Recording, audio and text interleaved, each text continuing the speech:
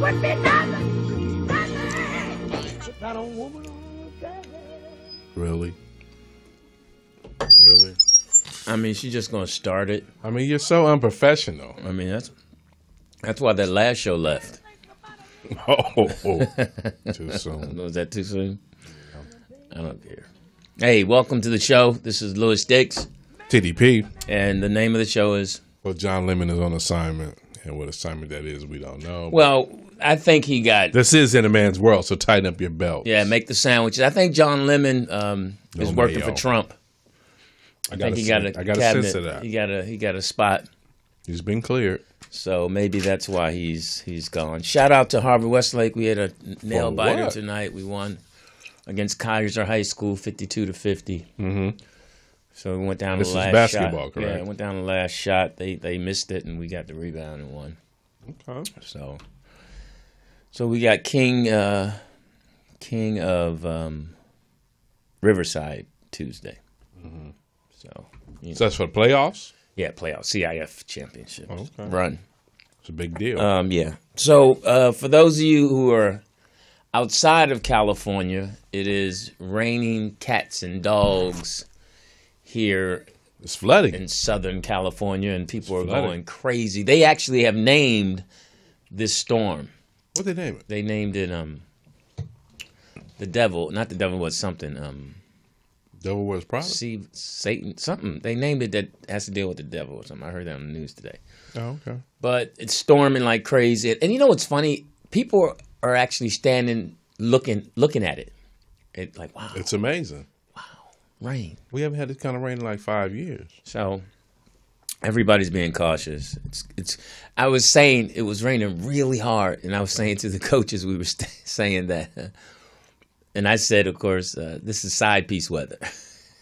This is kind of, when it's raining hard or snowing hard, that's side piece. Do you have one? No, I don't have a side piece. But why would you make that up? Well, I just think that's when you can get away with hanging out with your side piece, because your main piece, like, hey, I can't get home. It's going to take me a couple hours. They close the roads. Okay. So, Oh, she's in traffic. The bridge is down. Right. And that works for her, too. Yeah, that's true. Because she can say, hey, I don't want to get on that road, and she could be with her side piece. Mm-hmm. And this is, and John Lemon would say this is side piece time, because it's a couple days after Valentine's Day. Yeah, guys are looking now to be with someone. With their side piece, because they couldn't see their side pieces on Valentine's Day. So they it's can makeup day. Yeah, so that's how that goes. So I've tried to call John Lemon a couple times. He hasn't responded. Mm-hmm. Was he at Marv's show Tuesday? All right. So all points bullet, whatever they say. I guess he's rolled out too, huh? Hilarious. He's on I think I saw him on a picket line with, that stuff is. You're correct. They're so emotional. Oh my God. If I see one more post, this is the last thing I'm going to say about it. You been seeing that? Just come on, man. Get over yourself. This is the last thing I'm going to say about it. Okay, now let me just be upfront. Update. I got a phone call Saturday from Speedy. Uh-oh. I didn't answer it because I was at Code 3's funeral. And then he texted me, don't be scared, pick up. Oh, girl. I'm like, what? I'm like, hey, I'm at a funeral. I'll call you afterwards. Mm-hmm. So I called him. And so he went ahead and started telling me his side of it. Oh, he gave you his point of view. Yeah, his point of view and how he was wrong and all that, and wanted to enlighten me, I wouldn't fall into traps and all that. So okay. Looking out for me, and it's always suspect when somebody's supposedly looking out for you after the fact. You wasn't looking out for me when things were rolling, but when you roll out, you call me and I'm like, Speedy, I don't care.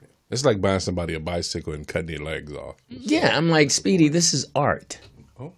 You hustling, this is art for us. We do In a Man's World for art. Correct. That's her business. She's running her business, and we're not here to tell her how to run her business. Right. Her job is to keep her business afloat. Mm-hmm. If you don't like it, do just what you did. Pretty much. Leave, but don't. And then Soul Train dancer. Oh, okay. Elite. Nice name. She's all of a sudden. All of a sudden? Heavy on Facebook, letting us know what she's doing. Oh. Which is so suspect. Okay. So So Speedy and I talked, and I listened to him, and I told him I didn't care a couple times, and he just said he just wanted to make sure that I was up to, and I said, I'm gonna talk about this Friday. I'm gonna tell people you called, and then I said, and then we'll go from there. I said, but your listeners miss you. They called us, so I said we got your callers, so our numbers are up. so be it, So I don't want to kick a man when he's down, but. That's the best advantage point. So full disclosure, Nikki Pam called me. Oh. Yeah, she called me too. Well, she don't have my number, but go ahead. She called you? Yeah, she wanted to know what was going on and was all the, destroying her credibility. Oh, that we were? Oh, saying that she wasn't really a celebrity? And did that hurt her? Yeah, I guess all those things that I said really hurt her. So, but see, this is what I don't understand. We all know it's supposed to be just jokes. That's what I thought. Right, and all of a sudden now it's personal? It's personal. You said that you were a Soul Train dancer. We didn't say it. Correct. We would say there's only 3 Soul Train dancers that really, they haven't parlayed. It was the one Soul Train dancer that was featured in New Edition movie. Remember the guy that walked by with the cane? Right. That was, so if she was ahead of him, we would have saw her. Correct. We didn't see anybody that looked like her. So, and we always clown the jean jacket. Well, that's your thing. I know. So, I mean, I don't, but then again, they got to have something to be sensitive about. Otherwise, they're not relevant. And then cut 2, I got a manifesto from her saying that I called her ugly. Went during the show last week? Yeah, I got that too. The fans say, how you got fans? You don't even have a show. How you got fans? You don't even have, you got to have talent to have a show. Okay, fans. Okay, her fans. Yeah, and that was another thing I read, that her fans, it's funny how people with no talent claim fans. Fans are That's what I heard. Right, fans are fans. You can't claim fans. Right. You can't say, these are my fans until you sell out arenas. Correct. You see what I'm saying? We have people who want to do what we do. Right. They're not fans. And they're entertained by it. Right. So fans is when you can go on tour. Correct. Then you have fans. When when you get that little symbol on Twitter. You're official. Right. Until that, you don't have. Yeah, you're not stamped. You don't have fans. So. Correct. It's self-imposed. Yeah, it's self-imposed fan. So. You people in the chat room who are talking to Nikki Pam, check yourselves. We know you all like mess. That's what you all do. That helps you. That helps them get through their day. Correct. I'm not mad at you all. That's what you all do, and that sustains. We like listeners. We know if we talk and put it out there, because some cat, I forgot his name, was saying that I was hating on Speedy and I forgot his name. It must be Johnson or Fowler or something. I don't know his name. I think Fowler was the cool guy. No, Fowler was the guy that was talking. Mm-hmm. And it's so funny because they're like thug keyboard people on the keyboard talking. Okay. I'd love to know what you do, Fowler. But he says that I was hating and he was talking about his boys. Him and his buddies don't go at each other like we went at. That we were being petty and all that. Mm-hmm. Boys are different. Your boys y'all don't have enough going on to do that. Correct. You're kind of limited, Fowler. Right. You're limited. Yeah, you're limited to how y'all can go at each other. Because y'all go to work, you come home, and I told him like you have the way because he wrote a long thing. Manifesto. Yeah, like girls, like it was a breakup letter. Oh, wow. And I'm like, if you a man, Fowler, you don't go like... Matter of fact, Fowler, if you're listening... You hit him back? 323-293-3375. Fowler, 323-293-3375. Be a man and call us. That's what I'm about. I'm about having dialogue in the man's world. The Rollout Show does the keyboard stuff because, that's how y'all can say whatever you want. Okay. But and in one of the call, Johnson, another guy who was on there, he was cool. He tried to school Fowler that we've been doing this for a long time, going at each other. That's just what we do. Comics. It might sound like hating to some of you other people, but it's really just a truth. The sensitive ones. Yeah, that we give to each other. You know, it's like because if we see you have a set and it's not funny, we have to tell you your set you died. That's why we say you died tonight. Right, yeah. You know, or Crashed and burned. if you have a great set, we're like, oh, you killed. Good job. But we tell you that we're not gonna say, oh, your set was all right. Correct. We're gonna say, or if we see you doing somebody else's act, we're gonna say, hey man, you stealing. Right. So it's a harsh truth that we speak. And we do that on a man's world. So Fowler, if that's your name, it's Foller, I guess. Oh, he's calling that? Is that him calling now? Shit, That's you good. You don't scare him. Hey, there you go. Fowler, speak up. Girl. So, I'm going to give a shout out to, he lied to me. You know, he called early on in our shows, and I just want to give him a shout out. Who? The boys in Jamaica, Queens. Oh, okay. Yeah, they called a couple of times. Just want to give him a shout out. All right, who's the caller? Hello? Yeah. Hey, this is Fowler calling in. Uh-oh. How you doing, man? Oh, is it really you? Spell your name. Fowler, man. Fowler, man. Hey. All right, now what did because they fake sometimes. Now Fowler, what did you write? Hey, that's the past, man. Why don't we get into Man, why you bring up old stuff? All right. Yeah, let's get into the now. Why you got my name all up in your mouth? Girl. Hey, you sound kind of soft, Fowler. Really? I got your name in your mouth because I wanted to talk to you because you had my name all in your keyboards. Hey, Lewis Dix, whatever, however you do it, Lewis penises, whatever. No, it's Dix. Hey, man, listen here. All I'm Suck a saying, lotta. y'all up on Speedy all hard, and he done left, man. Why y'all, hey, get up on what's today's events? What's going on with you? I don't know what's going on with you. Now what's going on with Speedy? Speedy done left. Speedy done left. Nikki Pam done left. She got it. Okay. Well, we were closing the chapter. Answer Fowler's question. Yeah, we were closing the chapter. That's why we started off in the beginning of closing the chapter, letting you know that I had spoke to Speedy, and he had spoken to Nikki Pam. So we wanted to close the chapter. We don't really care about Speedy and Nikki Pam. Well, y'all talk about a lot of shit y'all don't care about for a long time. That's all I'm saying. Well, this is only the second. This is only the second week. Let the caller speak. Okay, but hold up, Fowler. This happened last week. We talked about it last week, and then we're closing it this week. So if we talk about it next week, I can see what you're saying. But well, y'all got 50 minutes. Y'all been on the air 50 minutes. No, we haven't. No, we haven't. We only been on the air 10 minutes. See, so you wrong. Minutes? Yes, we started at 9:30. You started 9:30. Y'all late. Y'all need to start. Now, Fowler. You're upsetting this caller, LD. Fowler, what do you do, Fowler? What do I do? Hey, I'm a sign painter. You're what? I'm a sign painter. Okay, that's a great trade. Sign I like painter. that. That's nothing wrong. That's I good. paint signs, nigga. What you do? You Hey. never roll up on a sign and say stop? Oh, you do that? Nigga, that's me. Your S's are beautiful. Yes, and your spacing is incredible. I mean, you know the way I can't do it anymore. It's Jeff Brown. Oh, hilarious. Oh my God! Hey, how was your show? Did you I'm gonna tell you what cracked me. I'm gonna tell you what cracked me. TDP, your asses are beautiful. You had me going. Yeah, you had me going. Hey man, I'm doing that play next week, so I'm gonna come mess with y'all next week, man. I'm sure. enjoying the show. Okay, well, stay happy. I saw you had a great Valentine's, or you post something on that you were so happy that you found the right one.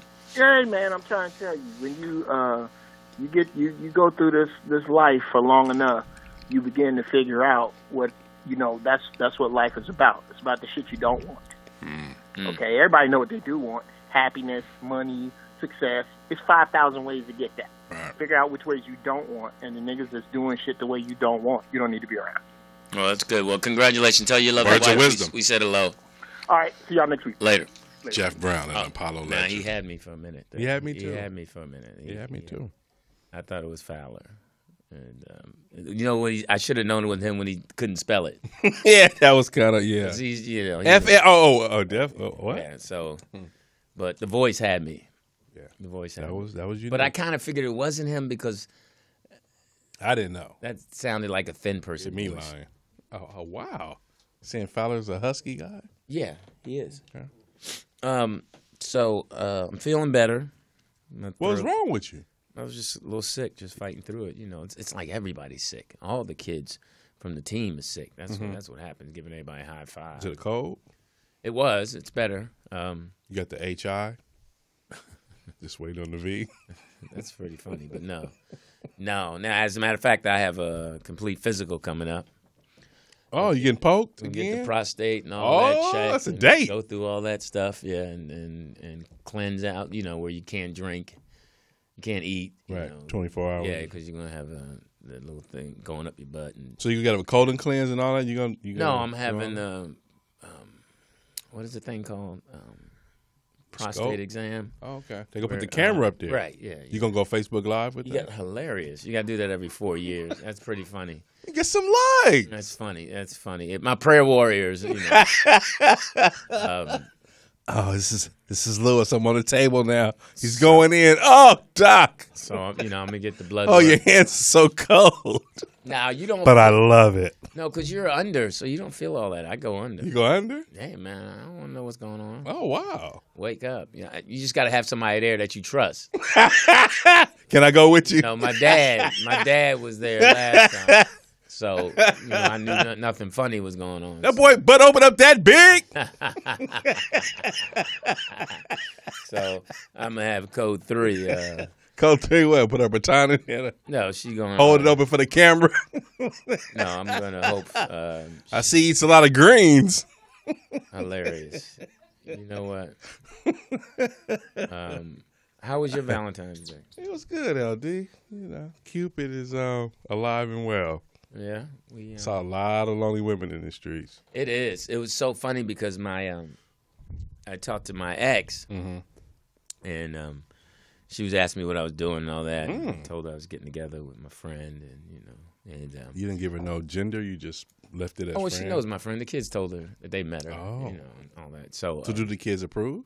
of course, yeah. Oh, so, okay. They really like Code 3. Good. So I was asking, well, what are you doing? She said like 6 of her friends are going out, and she said we're alone, but we're not lonely. I was like, no, y'all lonely. There's 6 women got to go out together. Y'all lonely. So Valentine's, yeah. yeah, that's not something you look forward to. Nah, not in a woman's world. Yeah. So you women out there who didn't earn a Valentine's, Earn. I mean, you got to earn it. Love is earned. Yeah, love is something that's Love is definitely earned, earned, LD. and you have to earn it to keep it. Mm-hmm. And that's on both sides. Correct. I mean, some people are getting away by not earning it because people are so lonely and desperate. They just let people. Now, what's the drive in that to be lonely and desperate? Because people want to be with people. I mean, being alone is, especially for women. Is it easy? No, it's not. It's easy at times, Okay. but loneliness is. That's why people in prison have to get with somebody, because you want to be touched, you want to be held. I mean, it's just human nature. Mm-hmm. I mean, you think your whole life that's what happens, then you're. Well, some people just go to the hole. They're like, fuck it, I'm not gonna touch nobody. Right, but you end up touching yourself or something. Well, I mean, I love you just, me. I love me some me. But you people can hang with it for a while, but it reach a point where Yeah, it'll to the cracking point. Yeah, you just want to be. You want to feel not important, but like there's a purpose. You just want people to, that's why people snap. So, and you women, some of you guys, I mean, America's all about setting you up, making you, advertisers, making you feel like you need to be with somebody. You need to have a Valentine. You need to look a certain way. Yeah, and that's pressure. Once, like Jeff was just saying, once you fight through that and know what you don't want, it's easier to live. Mm-hmm. And that takes. I mean, that's why these young people are having so many problems, because they don't know what they want. They're being told that they should have and shouldn't have, and parents are letting them date around 8 or 9 or 10, and they can't handle that. In certain countries. But what is it that a woman should want if she doesn't know what she's want, if she's first out the gate trying to first thing you got to establish is self. Okay. I mean, you got to establish self. You got to know what your wants and desires are and how you're going to go about them, and what you're going to respect about yourself, and what's important to you, and then you can But you have to go through that to know what you will tolerate and what you won't tolerate. Well, how do you have any experience? I think that's to a point of what you feel your idea of what you deserve. Okay. Like, it's some people who feel they deserve to be treated a certain way. Correct. certain you know, caliber. and then you reach a point where I just want to be treated fairly. You know, some people don't know how they should be treated. Yeah, that's my point. Yeah, so you have to. That goes to how you treat yourself. If you cheat yourself, right, you're not going to treat yourself. And hopefully you have some parents or people around you, family who give you examples. You know, we all start by seeing an example. But you see the bad and the good. So right, and hopefully you latch on to what you feel is the good. Correct. And you have an understanding about the bad, and say, I don't want to apply that to me. And that's in mostly everything in life. So like you're saying, the understanding is worth its weight in gold then versus the experience. Oh, comprehension is one of the biggest things in living a good life. Right. You have to be able to comprehend what's going on around you. Right. Because if you don't, you're going to be confused. Get swallowed up. Yeah, and then get just, that's some people can't comprehend anything, and then they end up lashing out.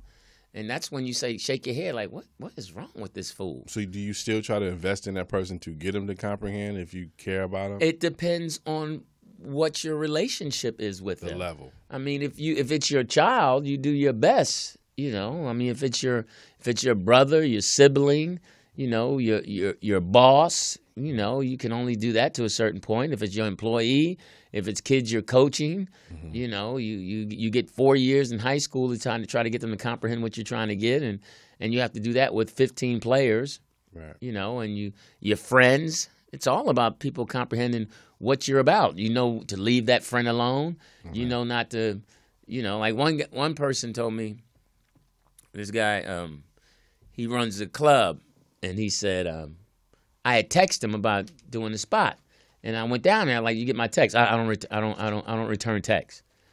Then the next week he texts me about doing the spot. I remember that. And then I replied, and he replied back to me. I'm like, I thought, and I'm saying to myself, that's, so I'm comprehending what he's about. So you weren't being petty about bringing it up that he don't text? No, I didn't bring that up No. because I had comprehended what was going on. He was full of it. And that's what people lack, that comprehension on that level. Man, comprehension is, and It's the key. I mean, think about how we're taught to comprehend things. We were growing up. So if you got spanked, you got punished. You get spanked. You get beatings. Right. Now it's timeout. Now it's a softer nation. 3 strikes. Now it's, cops, they kill you. Okay. I guess that's the ultimate comprehension when you get killed. Yeah, that's, wow. So, and it's tough for you women. And that's the toughest thing is for you women to understand and comprehend what men are trying to teach you. And that's why we have this show, so we can teach you and help you understand about what your responsibility is to maintain. But I would say this on the woman's part. If she is a little bit more knowledgeable than the male and he's a little bit hard-headed, how does she combat that situation? How do you find a happy medium in that situation? Then you get to a point of sometimes teaching by example, sometimes monkey see, monkey do. Sometimes letting him, setting it up so he discovers it himself. Oh, hide and seek. So that's part of it, or just exiting.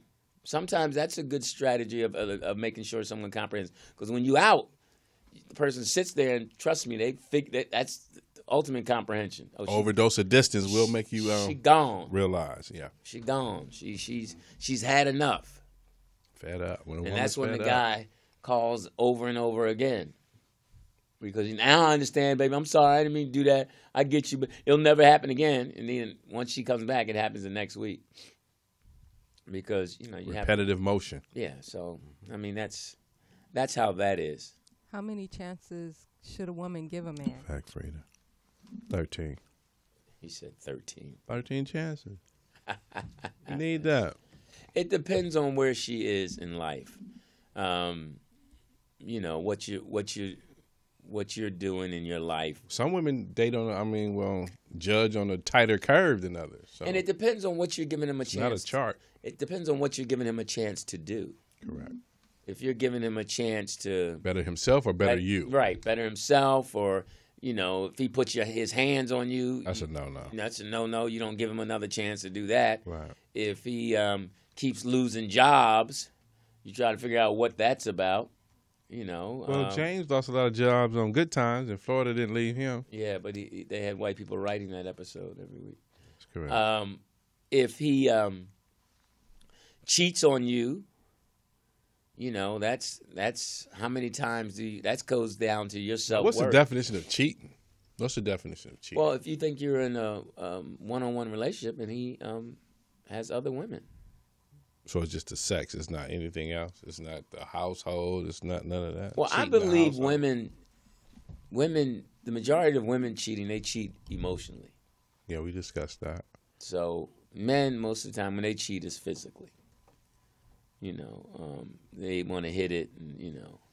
But if you realize your man loves or really enjoys being with you, then you got to keep putting it on him. You can't start taking him for granted. Right. You can't just act dumb and, you know, especially if a man gives you his key. Mm-hmm. If he gives you his key and he opens up his home to you, then you can't take that for granted. Right. And not show up, always making something else. You know, he's doing that for a reason because he wants to be with you. Right. And if you do that too many times, he's going to bounce. Is that what happened to you? No, I'm just putting it out there. Just over the past week, 2 guys have been telling me like their problems with their wives, and both of what they have in common is that they figure if I'm paying the rent or paying the mortgage, working The mortgage. You said mortgage, Yeah. mortgage, and I'm doing all these things. So what's the problem if I hang out with my friends or? They have children. Yes. Okay, there's a. Are these men over 30? Yes. Okay, you reach a point in life where there's a time and place. You know, you as long as you go home and take care of what needs to be taken care of. For me, a man can go hang out with his boys once everybody's asleep and everything's cool.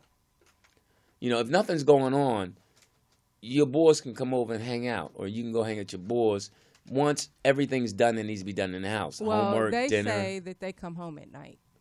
No. You can't, in prime time, family time, you can't go hang out with your friends. You can do that, but you can't do it every week. But you know what? The kids are pretty much grown. They're not. Are they in the little house? Kids. I think one maybe 17. Okay, so if they're not in that, okay, but that's still, it's prime time, what I call prime time family time.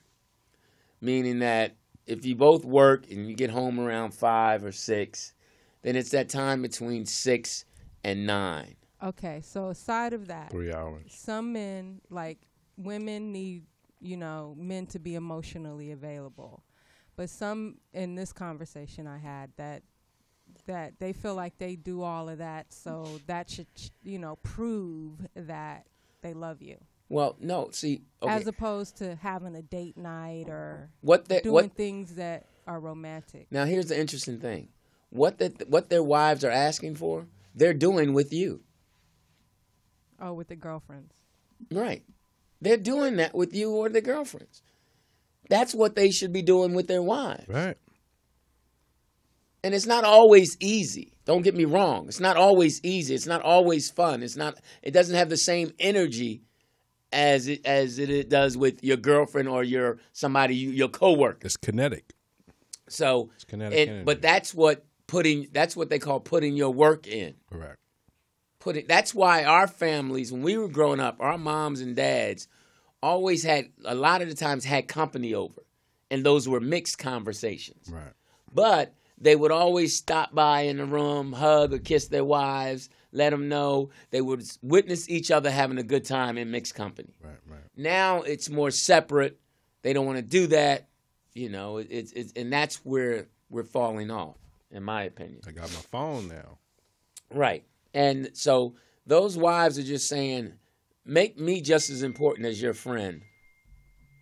And, make me just as important. Spend time with me. Listen to me. Because once you've been married for a while, you basically know what you need to do to get through it. You know what time your wife's going to bed. You know what time people are shutting down. You know what time she's got something to do. So you really just got to muster up, okay, I got to go do this. I got to go, honey, let's have some popcorn. Because you know if you sit up and eat some popcorn, you know after the popcorn and you watch one of her crazy shows, she's going to release you. Okay. She's going to say, okay, why don't you go do what you got to do? Women are they're good like that. Right. They don't hold you hostage. They just want to make sure you're invested in them. Correct. And once they recognize that, you can go about, you can even, after you put in your prime time, you could even say, I'm going over Jerome's house to have a couple drinks, I'll be back. Mm-hmm. They're cool. They cool. They all right. As long as she knows Jerome, she knows where you're going, and there's no iffiness about it, she's cool. And then she knows you're coming home. But you can't treat them like a child. Correct. You have to treat them like an adult and give them the same respect you give your boys or that girlfriend or that side piece. And that's the problem. Just because you paying, listen, if they can get you to pay mortgage and rent and do everything, they can get somebody else. Or they can do it themselves. That's probably one of the reasons you're with them, because you know that they're capable. Security. Yeah, nobody's going to be with somebody that's totally inferior to them. That's not fun. That's not challenging. Not for a woman. Unless you mail order. No, I mean, so, you know, and you just have to, that's putting your work in as a man. And men right now, unfortunately, that's one of the things we're lacking. We're lazy when it comes to that. Being very general, LD. No, I'm Who seriously. texting you? That's code 3. Let me know that I just said something she didn't agree with. Oh. But it doesn't matter. Because You're the man? I'm the man. And by the Allegedly. time I get with her tonight, she'll be agreeing. That's another way you can What you gonna do, run her bath water? That's another way you can handle it. Put it on them and send them to sleep, and you can go do what you want. Hey, I'm Lewis Dix. TDP. And this is Morris Media, live.com. I'm still laughing at Jeff Brown. We'll be right back. All right. Really? We're going to stay here for the caller. Hello. Yo, what's up, y'all? It's Dwight Kirkpatrick in Cali. D! What's up, D? And Apollo Legend. How you doing, Hey, man? man, I literally just jumped in right at the correct time because you guys were talking about how to treat your lady and all kinds of stuff like that. Mm-hmm. And pretty much, I just came back from being held hostage by my lady. She took me to some painting and wine drinking bullshit. Yeah. Oh, wow. Yeah, well, that's why I thought at first, but man, it wasn't. Yeah, it was some lady shit for real. But I was there for about 4 hours, so I'm glad to be home. Right. He put his time in. Yeah, and then literally right after I put in my time out, she went. She took my little boy now. They're up there doing that Pokemon shit right now. So. Right. That's still hot? Yeah, apparently to them. And see, and he'll get his time. Mm-hmm. And putting those 4 hours in will allow him, even next week or this weekend, say, I want to go do X, Y, Z. Right. Yeah, she can't say shit. No, you got Well, it. at least that's my hope, But it's not like I don't want to spend that time. It's just I would have rather done something else. But I'm not gonna tell her that. At least not right now. Mm-hmm. But one thing I want to bring up, man, I was looking to the rest of the show on the YouTube from last week, and Teeter, you pointed out about my Valentine's fuck up last year. That shit had me dying if you remembered that shit, man. Yeah. Yeah, man. So just to let you know, I was on point this time, so I didn't get no trouble like I did last year. Oh, what happened? Refresh me. I didn't. What happened? Well, Valentine before, he didn't send his wife flowers to her Yeah, job. at work. Yeah. She wanted the flowers to come to work so she could stunt in front of her coworkers. Right, he blew that opportunity. Oh, so did you handle it this year? Oh, I took them to him personally. I dropped them off, so she liked that. What did you have on? Some tight jeans? Yeah, but I had on my Bugle Boys. Oh, hilarious. Hilarious. Nah, man, I just went up in there. I was still working, but I just stopped in and took care of her. And, she was all happy about that. She was bragging about that shit all on her Facebook and all kinds of shit. Like, my husband bring me shit to work. I'm like, damn. Oh. Good for you. See, that's what I'm saying, All man. right, now you the man at Denny's now. Look at you. Yeah, man. It worked out, though. I just didn't want to have a repeat of last year. You know what I'm saying? That's right. We try to get better every time. Well, good for you, man. Hey, man, appreciate the call. Enjoy your little time away, man. Have a drink. Kick back. All right, later on. Later. DK. There you go. Dwight Kirkpatrick and Apollo Legend. Yeah, he's a nice guy. And Aaron Gladman, Detroit Motors. funny, he put out a picture of him and his wife talking about how great she... His queen. Yeah, his queen, how good she looks. She's a cute girl. But then again, she's right next to him. What does that mean? I mean, come on, she's superstar next to him. I mean, he's average. Really, LD? I'm just joking. Shout out to you, Aaron. That's our music. We'll be right back.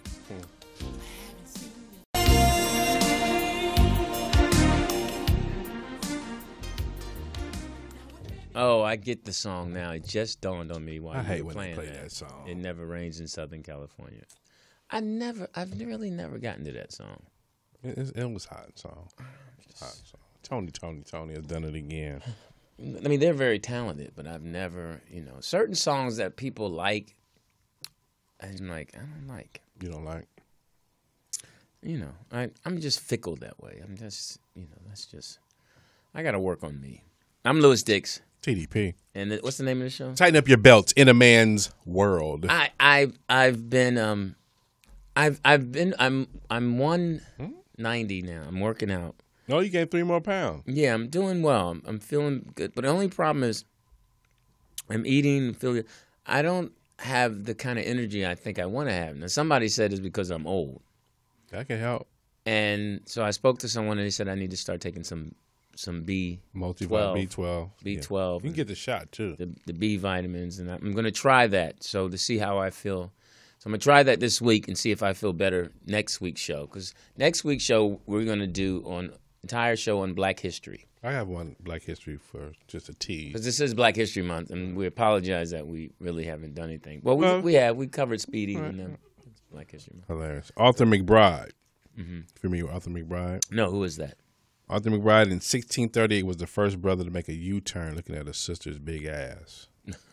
That's hilarious. Black history. That's hilarious. That's true. And see now, if John Lemon was here, he would be covering that. Correct. Black history, but our news division is way off. Yeah, and that's why we haven't.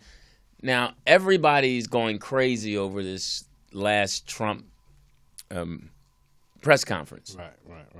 Everyone thinks he's crazy. That's nothing new. We've always knew that he is who he is. And I think the world's just in a place now where we're going to be emotional. Women are upset. We are in an emotional state right now. People are emotional. They're wearing their emotions on their sleeves. Everybody has something that's bothering them. It's rare to find someone that's like, I'm good. You can talk to 10 people, and I believe 8 of them have something to complain about or something that's not going right in their life, or that they think the world is this way and that they can't believe this happened and this is doing, from Nick Cannon, and just different things. Serena Williams and the thong bathing suit, Well, she's the all-time Grand Slam champion. So I saw that. Got to give her props. Right. Everybody, because one of the things I'm noticing, is how many people are losing their mothers. Yeah. On Facebook. Yeah. And shout out to the lovely Mabel, who had her wings. Mabel King? Mom. No, Code 3's mom, Mabel Little. Mabel Little. It's a beautiful service. She was Catholic. Rest in power. Yeah, you said that. Yeah, so it was a Catholic priest, and he struggled with her name. Mabel. He just couldn't say the name clearly. But the repast. It was a brother priest? Yeah. Mm-hmm. The food was incredible at the repast. Okay. All the women served. I was a little irritated at the men who were at the repast who did not get up to let the women sit down. Yeah. And how a lot of them didn't actively help to move or dump trash or do anything. Mm-hmm. That bothered me. But it was a beautiful service. And she had a beautiful casket too. Yeah. Yeah, it's and she's on the hill out in Inglewood Cemetery. Mm-hmm. So, that next to her husband. Okay. And so that was beautiful. But I'm noticed. So, shout out to all of you guys who are losing your mothers and your dads too. And peace to your hearts. Yeah, losing a generation. And we. Then I start thinking about it. And I start thinking, wow, because we're older. You know, it's time. Right. And our children are going to be going through it. The people who are in their 30s now, in 20, 30 years, are going to be losing family members, mothers and fathers. Yeah, it's cycle of life, and it's hard. It's everyone grieves differently. Right. I don't know if I'm a griever. You don't know? I don't think so. I haven't. And now, I've been blessed that I haven't had to grieve much to grieve about. Correct. I haven't. You know, I lost Sydney, our daughter, but you know, she was 17 days old. So I'm sure if God forbid, if something happened to Lewis or Peyton, I would grieve stronger, you know, or more active, you know, or right. You know, or my mom, my dad, you know, who had us when they were young. So they're still kind of, you know, but I know it's coming, you know, and I'm kind of practical like that, you know. You already had the vision already. Not so much the vision, but I think I don't think I'll be. Some people are really break down. Some people can function.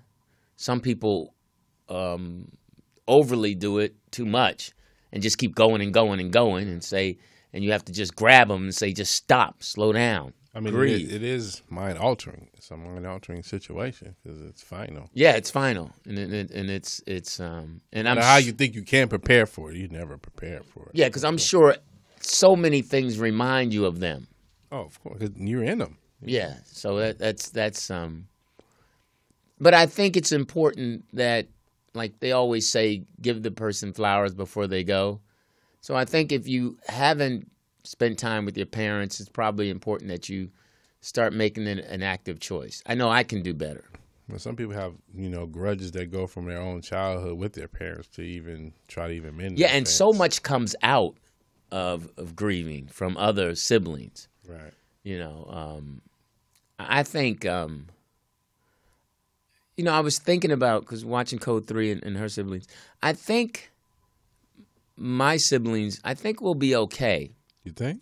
Yeah, because we're pretty much, you know, my sister's a number with my mom a lot, and I'm out this way with my dad, and we've always been a, you know, pretty cool family. Right. But then again, you don't know. Right. The death might spark something. Oh, it will. I'm sure.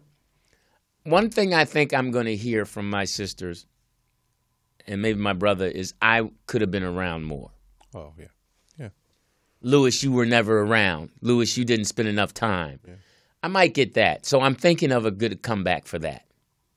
I'm one that sits and thinks about what could be the comeback when something happens. Counterpunch. Yeah. So, you know, and like mommy knew I loved her. Right. Or is this where we're going to go right now? You know, and now's not the time or place, or just hug. That's always good whenever a person is feeling a certain way is to actively hug them and let them get it out. Because that closeness makes them just, you're really saying I love you. Right. In this time. Yeah, go ahead and get it out. I understand. I empathize with you. So just for reference point, what is your place on the wheel? Where you line up in the wheel? I'm the second born. Second born. Yeah. So I have an older sister, me, my younger sister, and my younger brother. So your older sister will be delegating the hatred and the vitriol amongst the family. She's the it should be. She's good. She's the good one. She was the first active Christian. Okay, active. Yes, the first. Yeah, she was the first one. She's been going to church longer than all of us. So let's put that. So out she there. knows it. She knows it in and out. She has a prayer room. What? Yeah. You ever been in there? Yeah, I've been in there. Oh, wow. Yeah, I smoked the joint in there. I'm just joking. I'm just joking. But I've always wondered when I go visit her, and this is her prayer room. I want to ask her husband, have you guys ever had sex in that prayer room? And I wonder if that's okay. Yeah, put it all in their Deuteronomy. You know. I just think I don't, you know, that's the comic in me. Yeah, get all this in Ezekiel all up in you. Yeah, I mean, like, you know, can you, you know, I mean, would you be mad at your child if you caught your child having sex in your prayer room? You know, I was praying I was gonna get some. Right. So she's this room works. So and my younger sister is really active in church now. Active. Yeah, she found, after she got beat up a couple times by her husband, She's seen the light. yeah, so I'm just kidding. That's wrong. I'm going to the Lord. sorry. You don't hit this hard. But she's got a good husband now who's a Christian, so she's really active, and she sends, says what the preacher says at church and all that stuff. My brother is not that much church. No. But he's, I don't think so. My dad, he driving for Uber now. He Mr. Dix. My mom's big church now. Oh, now. My mom. Is she still with the Italian guy? No, my mom's with Mr. Curtis. He's not Italian. Mr. Oh, he Curtis. was taking her to Italy. Yeah, he was taking her to Italy. Right. They're still together. Okay. He 81, so he got sick, but he's better now. He got. They just hanging with each other. So she's a big church person. Her and my sister go to St. George. My mom, she's one of the ushers and stuff. So she's really active. Okay. So On I the think it was senior her, my mom, and my younger sister. They're three strong, active. They Church pray for members. us a lot. Okay. And Can't beat that. And my sister's husband, my older sister's husband, Chucky. He's a good church guy. He's been going to church for. Is that the one that time. built your sister house? Yeah, Okay. he's been going to church Can't have a for a long soda. Right, the one can't have a soda. He can't have a soda now, but Bless his heart. yeah. But my brother and I, we can do better. You think? Oh, I know. But what could you do better if you? I could go to church more and be more active in praising the Lord, but I'm just it's just something that just I can't believe those cats in the pulpit, man. It's an art. Yeah, and I'm sitting there being an entertainer. I'm sitting there watching these guys control this audience. Correct. Especially the women, because it's usually heavy women. Right. And right. the passes that the congregation gives these preachers. I mean, because it was a pastor not too long ago who got caught with another man's wife from the church, and he ran out of the house naked. Oh wow. And the man was going to shoot him. The cops stopped him. And then the next week he's in church telling the congregation why they should forgive him. And the people are listening and praising and saying, you're right, you're right. And I just can't get past that. Why not? That's amazing to me. Okay. That's amazing that that the congregation will give this man a pass The next week. Mm-hmm. But yet your husband sitting right next to you, you won't forgive him. At all. For being late. At all. So you got to be a pastor to have a. You got to be a pastor to have a wife. It just seems some that, sympathy, I mean, empathy. Eddie Long, and the different things that I mean, come on. Yeah. It's just that certain things that men, that these women allow. They allow. Do they allow it, or is it they're fighting It's loneliness? an emotional thing. It's an emotional thing that they won't. They just don't have the understanding. They got a big understanding for the guy in the pulpit, right? Because he's the leader. Supposedly, he's anointed by God, and God is blessed. It's too much. Too much. Too much credit. Too much. Too much. Okay. We have an icon in the house. Just rolled in. Yeah. Mr. Bobby Smith. Glanton. Glanton, that's what I did. So much for my knowing Glanton. You did it on purpose. No, I didn't. I did. I really did. You did the right thing. Yes, sir. I got some good news for y'all. Mm-hmm. All right. Young punk. Well, he has a show. I know his show is on at 5:30 on Tuesdays. He drops knowledge All the time. all the time. Big From knowledge. Tennessee, am I correct? Murfreesboro. Murfreesboro, Tennessee. Murfreesboro, Tennessee. Yes, That's a. Do you know where that's at? Yeah, I knew It's some in people. Tennessee, bitch. I think is it area code 904? No, it's Okay, would you like to join us? yeah, I got to, man. Is that shit you talking? Yeah, I get it got together. good news. First of all, congratulations. Thank you, sir. Thank you. I know the truth when I hear it. I'm gonna tell you why I came here. I was watching the other night when you did what a righteous man will do. You just told the truth. It sounded like criticism, Right. but it was the truth. Oh, What's your Listen to my mic over sister. there? She's doing That mic great on. work. She's recycling black dollars for real. right. And the people that assail her Grab that mic right there. don't understand that you don't have to be a Christian to know the truth when you hear. They say people perish from the lack of knowledge. Yes, sir. you told the truth that people need to hear about what really happened. Right. And you did it artfully because you were trained to do that. Mm-hmm. So I salute you because we didn't have words before. Yeah, yeah. But you call your show, what's the name of the show? In a Man's World. And I'm Real Men Don't Play. That's the same thing said a different way. Mm-hmm. Salute you, brother. Oh, well, thank you. I'm glad you got your voice back. Oh, well, thank you. They Thank heard you, though, even though you was whispering. Yeah, he now, mind you, now we keep it real as men. Now he pulled me aside, straightened me out, you know, and then it's an interesting thing when you deal with another man. Like I always say, first thing men do is measure each other up. Correct. And you have to figure out: do I really want to be in this fight? Mm-hmm. Do I really want to be in this fight? Do I want to be in love? Yeah. Do I really want to be in this fight? In a manly way. And then I realized, like, okay, I don't want to be in this fight because I'm not going. It's It's unnecessary. And one, I'm not going to win. Correct. I ain't neither. Right. Because if I got to fight you, we both lose. Right. And that ain't what we good at. Right. We done had to do it, though. Right. I done bit a nigga. Mm. There you go. They said, man, that boy crazy. I'm not 230.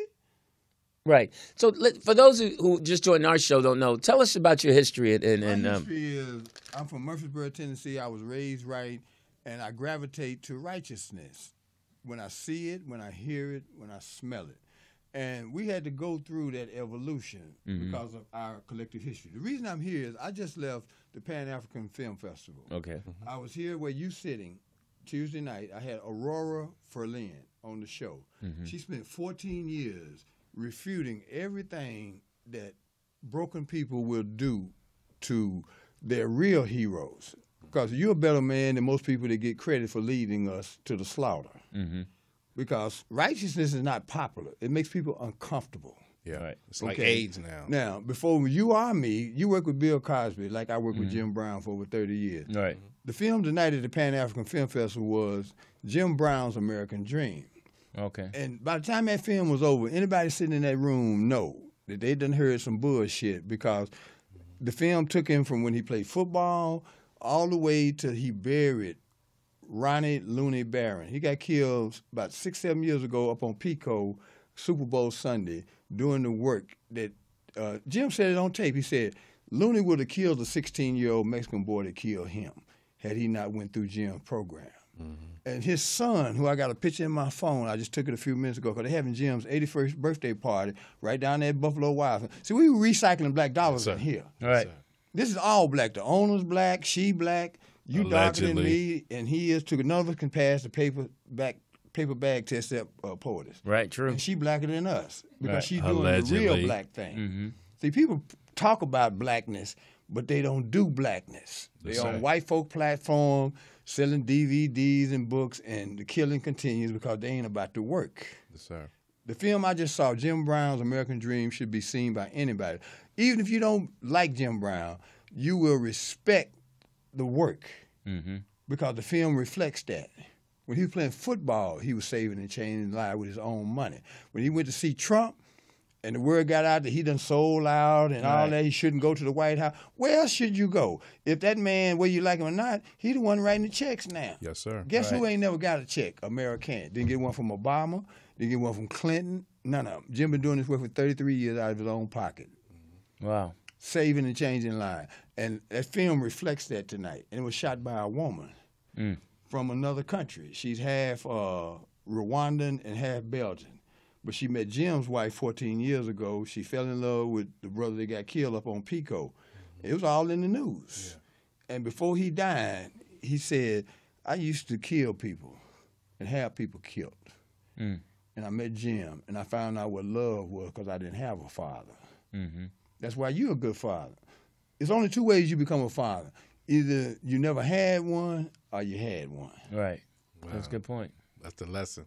Papa was a Rolling Stone. Wherever he laid his hat, he left chaos. True. And Jim has been about that work. Yes, sir. So that's what I really came here to tell y'all. Because you're going to help me do this because it helps you raise your children. Because you can do all you can do, but if somebody else don't reinforce that, Right. it's 50-50. We want to increase the odds. Now, you came from, when you got here from Tennessee, when did you land in Los Angeles? In 1992, 92. I lived in San Diego from 83 to 92. I came the day of the rise. Because, see, opportunity is like a bald-headed man. Once it's gone, it don't come back no more. I've been working with contractors in San Diego minus a ride. They burn up enough stuff for me to know that these Negroes up here didn't have an association. Right. Everybody wanted to be the president. And I knew people who knew how to do that. Right. You see what I mean? Because we burn it down, but we ain't gonna build it back up. Right. And then we'll complain when the Koreans come in and everybody, where we at right now, they building up and down the street. Yeah. Without us, because we following people that don't feed people. Yeah, because they're building a Kaiser over They here. building everything. Yeah. And pass by them job sites, and all you see is brothers over there sleeping on the sidewalk. That's right. Wow. Yeah. Because Instead of we working. following the wrong people. We follow people that talk a good game, but they're not changing lives. So I'm here to say let's change the paradigm. Hold a man to his word, and a woman too. This sister's doing incredible work. Yeah. Because she gives you an opportunity to speak to people in a way that's unfiltered, and they get to be the judge. They ain't got to take your word for it. They can Google it. They can do all kind of stuff. If it holds up, tell somebody. See, when you mess up with people, you tell everybody, man, that nigga ain't shit. That part. Right. If you do good work, you got to pay somebody to tell somebody. Wow. And that's why we're in last place. And that's got to stop, man. And it starts here. So that's why I'm here, bro. Thank you for letting me sit in Oh, no problem. So Tuesdays, right? 5:30. 5:30. Make sure you tune in. And Glanton Smith. And Valentine sold the mule. They didn't ride the mule. Okay. all right. And tune in so you can get some knowledge. 5:30. She put up a break sign, which means we need to take a break. And TDP's going to drink some more, whatever's in his cup. Thanks. Okay, what's the acronym? Man, that's one of my favorite songs. Mine too, LD. Ain't no woman like the one I got. I used to sing that song. But the one I'm man. about to get, gonna be colder than that one. Oh man, but the one I got now, this is her song. 'Cause ain't no woman like the one I got. Code 3 is something else. She got a couple things she got to work on. Really, LD? Yeah. You nitpicking now. No, she just it's If she wouldn't have chose you, because women do choose, yeah. how would you have the right, the gall, the audacity to even say that she needs to work on something? Well, it's She just gave you a chance. I need her to slow down. She's doing too much Bobby for everybody. Valentino. She's doing too much, so I need her to really focus on that. Hey, the world's still going to function. Correct. You don't have to exhaust yourself, because that's how giving she is. Got you. You know, she's so giving, and she doesn't see that she's just, you can't exhaust yourself. You can't, you gotta, and that's my job. That's my job, is to make her realize that she's slow down. Well, does she listen to you? If you still have to make her realize that she's Yeah, moving too she's fast. hard-headed. She's a little hard-headed because What's she's her been. sign? I don't know. She's February something. So Pisces. no, September. She's I think whatever's after Virgo. Whatever that is. I don't know. What's after Virgo, P? I don't know what she is. She's woman. code 3. Okay. She's code 3. Libra. Maybe, I don't know. Is Libra When's her birthday? September something? 23rd? No, it's I don't want to say her birthday on there, but 20, that's it's Libra. after the 25th. Yeah. That's Libra. Yeah. After 20. She's a beautiful person. She just, she's got to, and I'm going to try to do it. You're going to try to do it to You her. can't. No, you can't. You can't make her do anything. Can't. I'm gonna have to let her see it, because it irritates me that she won't. Because when you can see something from standing on the outside looking in, and the person who's in it, they don't see it. They're in the whirlwind. And you're just like, hey, you're gonna make yourself sick and ill. Isn't she watching now? I don't know. She's texting you. That's what I'm saying. Lewis don't put those clues say, together. She'll say she's doing that, but then I'll talk to her and she was doing 10 other things. She had to take care of something. And you're not one of them. That probably bothers me too. That's what it is. That's what it is. It ain't nothing else but that. No, Yes, no. I'm very yes. sincere about her overextending herself. But you're right to a point where sometimes I feel like her overextension is not extending to you. That's what I'm saying. That part is. And I don't have a lot of. See, here's the thing. My plate is pretty much clear. So she's in the center of my plate. I'm actually feel like I'm on another. I'm in the bowl. You're on the appetizer. I'm not even on her plate. The appetizer. So I and she'll confess and say that I am, but you're the cocktail shrimp. There you go. There you so go. I have to, You have to get to the main course. I'll Takes keep time. Yeah, it's only been a year and a couple months. That's too long. Yesterday I had a show, and this guy, really beautiful girl, and this guy, I don't know how beautiful the guy was, but he was handsome. You said. They had been together 8 years. That's a nice, healthy one. And they were living together, but they weren't married. To me, that's the girl's fault. Do you think she's been cheated? That's the girl's fault. If you're with a man for over 8 years and he hasn't married you, unless you don't want to be married, that's I don't common believe law. That's your fault. That's common You're law. allowing that. You got to put your foot down and say, "Hey, listen." Maybe she doesn't want the paperwork. She just wants the man. You Evidently not. I think all women want to be married. That is, if we together, LD, a man and woman, you're a couple together, 8 years, we together. What? It's a difference. I don't need to go look at a piece of paper to confirm I'm already living. I know some people that actually feel that way. My muse feels that way totally. That's a government thing. Marriage is put together by economists. Yes, so it's nothing to do with. How you don't know that? I mean, she's expressed that a number of times. Yeah. I don't agree. I think it's important. It's important, but the rules need to be changed in the situation. Marriage should be free. To get divorced should be $1 million up front. See who really want it. Hilarious, by both sides. Both sides. You got to put it up. Whoever wants got to pay for it. You got to put up. It'd be a lot of people staying together. Thank you. It'd be a lot of people. That's why churches get tax free. That's why they in the game. I'm winning. That's amazing, man. All right, so listen, 323-293. What? 3375 is the number. Morris Media Live. I'm still tripping. I'm still feeling like Jeff's call is. Where is Jeff Arnold? If you know, send your prayer warriors out there. I was gonna actually call Jeff today to check on him, but I'll do it tomorrow. Hey, it's too late now. See a woman. He could have like 24 hours left of breath, and she's like, "I'll wait till tomorrow." That just goes with what you said. Women, no, because if I text him now, he's gonna think it's because of the show, and I don't want him to think I'm. Don't think for him. Just do it. Don't see that's where we lose too. Thinking for each other. Has that woman called? What woman? Remember last time he was MIA? No, he probably checked her. Yeah, he did. He checked her hard. Yeah. Apparently, she checked him. He returned. If I was her, this would be the last place I call for Jeff. What, after he? No, just as you don't call his place of business. Oh, you didn't think she should have? Women called? don't have that tact. If you there, I'm gonna call. So you don't think she was concerned? But does she know any of his friends? Then you think Could she have called you? Probably not. Oh. I don't. Would that been out of? Well, I don't even know who she is. Like Jeff is super private. I'm even more private. Yeah. So that being known, and if she knows him, she knows that, right?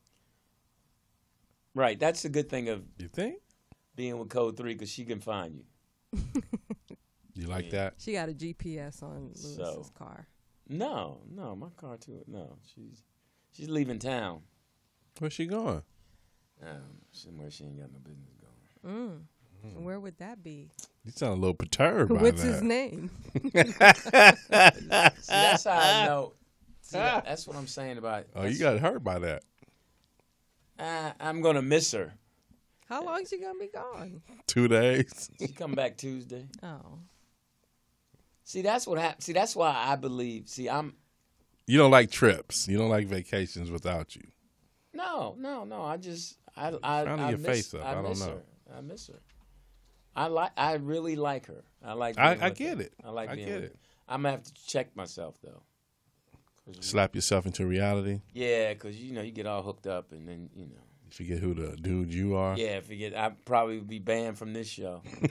Have to go do the rollout show. Who is this? Is this Jeff? Nah, that's not. This is Jeff. Nah, that you lied to me. You lied to me, son. Yes. We out here. I fuck with in the man's world. Happy New Year to you. Happy New Year to you. Yo, happy New Year's to you, man. TDP is the truth, man. Lou, you the truth. Y'all the truth, man. Well, we Boy, I appreciate rock with y'all always and forever, man. I rock with y'all, man. I got to send a donation, though. I'm kind of up right now. My pit bull just had 9 puppies. I'm selling the puppies. Oh, wow. Puppies. Yeah. What's the going rate? What's the going rate? I'm saying in New York right now, Mm-hmm. if I fuck with you, it's $300 for a male, $350 for a girl. If I don't fuck with you, it's $500 for a boy, $600 for a girl. Okay. All right. Now, why is the girl more? They breed. Yeah, exactly. Let them know though, because you could come up on a girl. More puppies.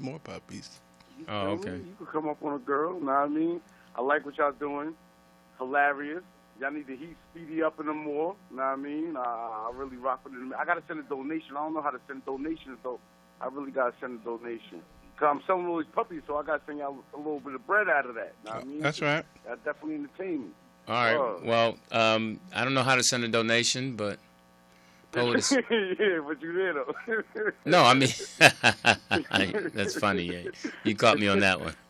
Go ahead, POETS. You can send it to our PayPal at contact@morrismediastudios.com. Yo, Paul, I swear to God, I'm saying I don't know, man. I got a puppy. I'm gonna sell them all, and when I send the puppy, I'm gonna send you a little dono. Know what I mean? I got y'all.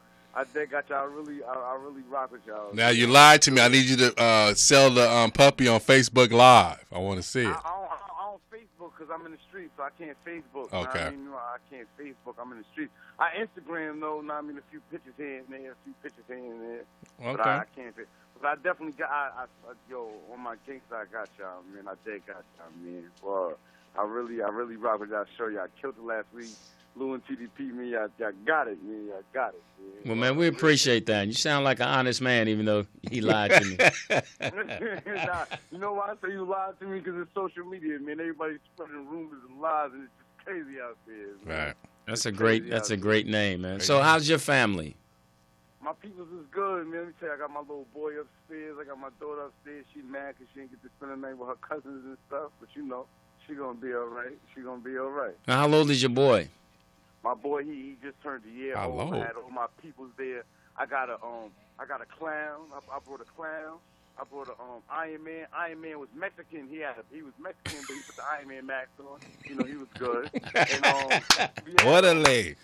Yeah, you know, we out here. It's New York, though, so, you know, it's different, though. But the Mexicans work harder in New York. They're not gangsters like they is in L.A. Okay. You know what I mean? That's funny.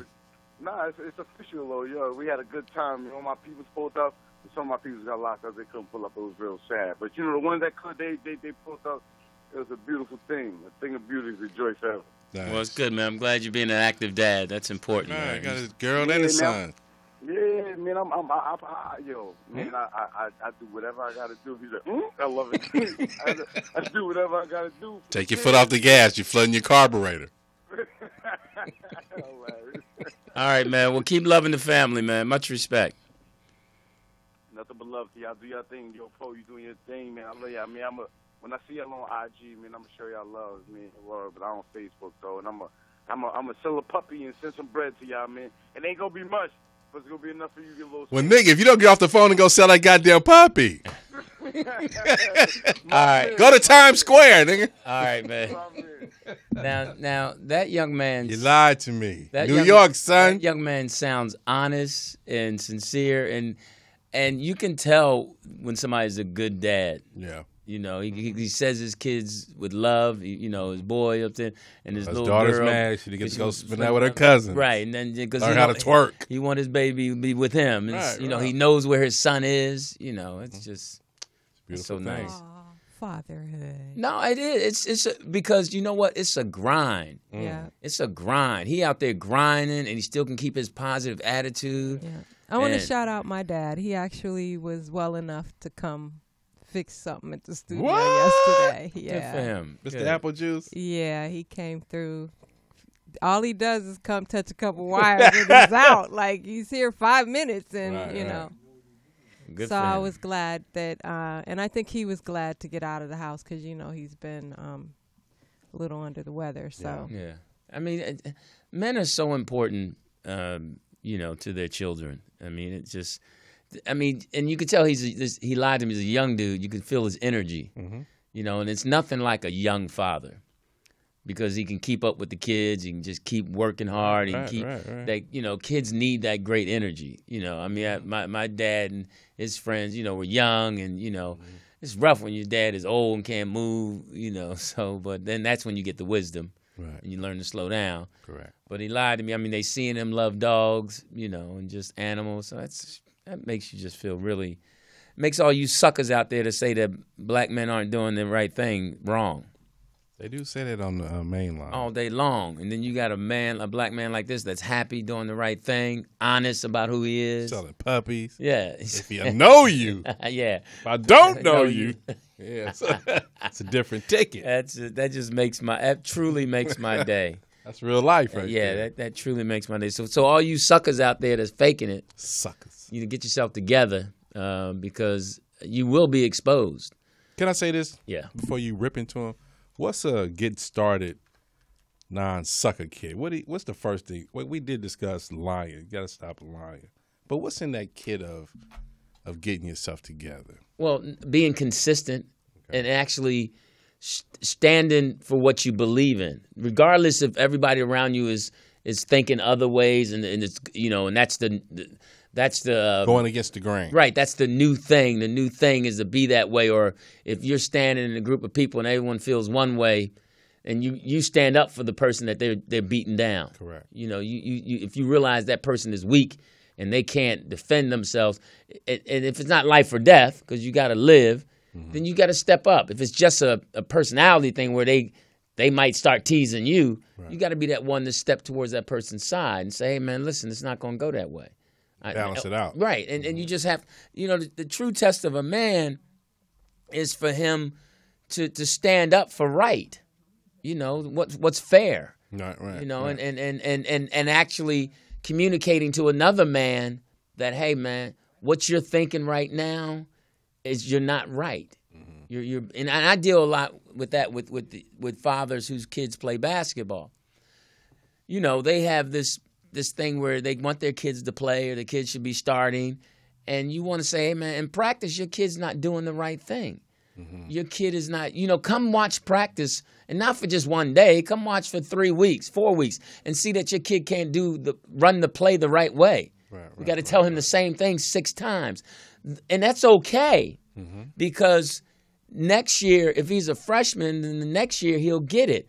This is helping him in life. It's a marathon. Right. It's helping him process things and do the right things in life. So he won't have to, once he falls in love or once he has to follow instructions at work, he'll comprehend it. Again, we go all the way back to comprehension. And that's basically what coaching is getting the athlete to comprehend what you're trying to do. And more so comprehend what's their skill level, comprehend what they're good at, and comprehending that you're not that good at this and you need to work on it. Comprehending that you don't know everything. And comprehending who's doing what. I'm the coach. That's a bench player. You're the pupil. That's a star player. There's 5 people on the court or 11 on the field. What the team is trying to comprehend, the rules, not talking back to the referee, not thinking that everything's about you. Right. That's what makes the end of a 4-year high school journey for a student athlete. That's why they're so sad when it's over. 1, it goes by so fast, and 4, they're just comprehending it. I get it. And hopefully they can continue on college and play or play pickup when they reach a certain way. That's why men have so many opinions to younger athletes, because now we comprehend it. Right. And we want to give it back. We understand. And we don't And you didn't want it. Right. We don't say it out loud. Don't do what I didn't do. But let me, you know, and it's a way of expressing that to a young athlete and that's called coaching them up. Right. And then you deal with the little delicacies of of race, you understanding a black athlete, you understanding a white athlete, because all athletes come with this thing, this preconceived notion, or the coach doesn't understand that this kid probably in the inner city probably didn't even have breakfast. Where the other kid had a great breakfast, where the other kid's mom and dad are going through a divorce, or the dad's an alcoholic, and understanding why can't this kid comprehend, because, well, he's dealing with 10 other things. Different dynamics. Right. Yeah. So that's why it's important to have a coaching staff that's diverse. So we can pick up on things and say, hey, coach, he's not feeling you. Or pull just the read kid it the aside. right way. Right. Yeah. And that's one of the beautiful things about coaching. You have to keep educating yourself, because the student athlete is always changing. He's always evolving. Okay, I want to bring this to the situation. Still stand with the father. Now you got a son or a daughter who's not athletic, but is starting to hang out on the weekend. So your level of concern is risen. Now you get that call that the child is in jail. Well, here's the thing. Hopefully you've been active enough as a parent to prepare yourself for that, meaning that if you kind of know what your kid is about. Right. One, who your kid is hanging out with. Followers or leaders. Right. What environments he's in. If you're just letting them go out there, then that's probably going to happen. It's gonna happen. Or if he's driving, if he's hanging out with some kids, they've given you hints about their behavior. They've acted up. Kids just don't do. Not all. Sometimes it happens. But the majority of the time, kids just don't. A crime just doesn't get committed out of the blue when your kid's in jail. There's other little things that give you hints that's coming. It's coming. Okay, let me say this to that point. The hints is coming. Like you say, like in Little Lou's room at the time, where it's baby blue room, it's the little boy's room, and then now it's posters on the wall. Like, do you see like a change with the hopefully layout of a room? You're in control of that, because you, first of all, the room, the first painting and stuff is you. It's not him. He's a child. So when he's the infant to 5, you're in control of what's on his wall. You're pinning the posters up. And then when he's 6 to 10 or 11, he might have Pokemon on or Legos or this. Ninja Turtles. Right. Now, and then if 11 to 15, then he's starting to have control of what's on his wall. But if you're in his room, you see what's on his wall. Then you're saying, okay, you like Lou like Little Sammy. Okay. That was his first little rap thing. Okay. We made them listen to Disney, and Mom would read them Harry Potter books at night. Okay. So that was what they were getting. Then he started getting into in 13 and 15. That's when the phones were active. It wasn't so much the text, but the phone call, and hanging out with his buddies and going to kickback parties. Right. Then you're in control of that. Okay. Then you realize, okay, this one little girl from the middle school sent him a text about sucking his jaw and all that. All right, we got to identify this. Now we know, he's active. Yeah, what he's doing. It's her now. How you get her number? No. So that whole thing. So you got to pay attention to that, and you say, all right, I'm going to intercept that. I'm going to be the dad that drives you guys to. They're going to come spend the night at our house. We're going to control that. And then when he was in 9th grade, it was a kid on the campus that got busted for marijuana, and we knew, okay, you're not going to hang out with him. We're going to control that. And then the drinking, okay, we know they drinking at parties. I'm not going to let you ride or hang out with. I'm gonna take you to the party. Right. Now it was lucky that I could do that because I wasn't, I was grinding. But I was able to do that. So, and the mom was somewhat naive. So as a dad, I had to step in. Same thing with my daughter, and I felt it was important to treat them equal, and what I let them get away with. Right. And no, my daughter's not going to spend a night at some one of her friends' house who has an older brother. Correct. Come spend the night here. Right. And we're not having that because I know what that boy's thinking. Right. My daughter's a little more developed. They ain't going to roll. Right. And I was just first I was happy that my son had like girls. Go ahead, caller. ¿Qué pasa, mi artist? What up, homie? La Verga! What's happening, Oz? What's up, man? Yo, man. Shout out to Lewis Dix. I see you wasn't talking about shit, so I had to call in, Lou. You know what I mean? You know what, this dude. You just fucking venting and shit like you always do. Well, you know. You know what I mean? All right. He's First of all, booed up. Hold up. Yo, he booed up like a motherfucker. First of all, hold up. Shout out to motherfucking black motherfucking Dick Tracy coming in the building. Bobby Glanton Smith. Yeah. You know what I mean? Mm-hmm. That's my boy right there, yo. I feel Bobby on the movement, my nigga. He's like Malcolm X mixed with fucking Inspector Gadget and shit. Oh, wow. You know what I mean? I love that man. He right, though. Yo, yeah, first of all, Lou, I want to tell you right now, I have taken over the representation and the management for John Lemon. You know what I'm saying? Oh, wow. Okay. This is John Lemon exclusive. Yeah, John Lemon has requested that his head has requested that he go prime time. You know what I'm saying? Explain He's no that. longer fit. Yeah. He's no longer fit for Morris Media since the rollout show moved on.